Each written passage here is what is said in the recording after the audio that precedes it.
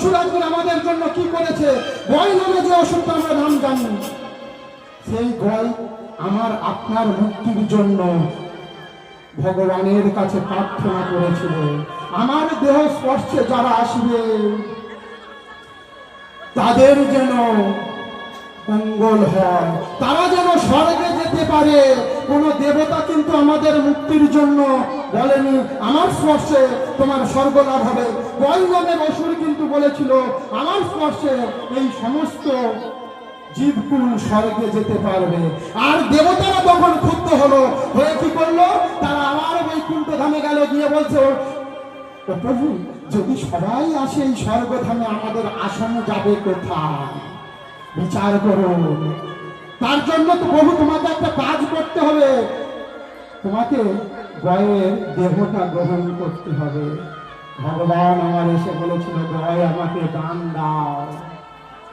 ওগো ওগো ভগবান, ওগো দয়াময়, তুমি আমার কাছে দান চাও, আমি দেব দান। আগে তুমি দিন সত্য করো। দিন সত্য যেই না করেছে, বলছে ও গয় তুমি দেবে যদি তোমার ওই দেহখানা আমায় দাও।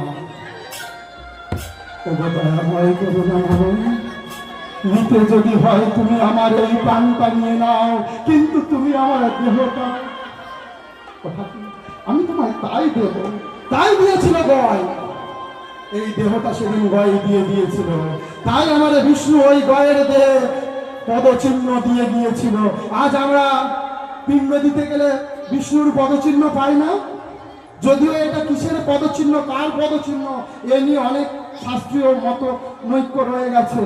আজকের দেখুন গৌরাঙ্গ মহাপ্রভু আমার বলছে, যদি আমার পিতার পিণ্ড দিলে পিতার আত্মা স্বর্গে যায়, তবে কি আমার পিতার কোনো পুণ্য কর্ম ছিল না? আমার পিতা কি তবে পাপ কাজ করেছে যে আমার পিতা স্বর্গে যেতে পারবে না? আগে দেখুন আমাদের কর্ম কি আছে। আমরা কর্ম যদি সঠিক করতে পারি, সঠিক পথে যদি চলতে পারি, সব পথ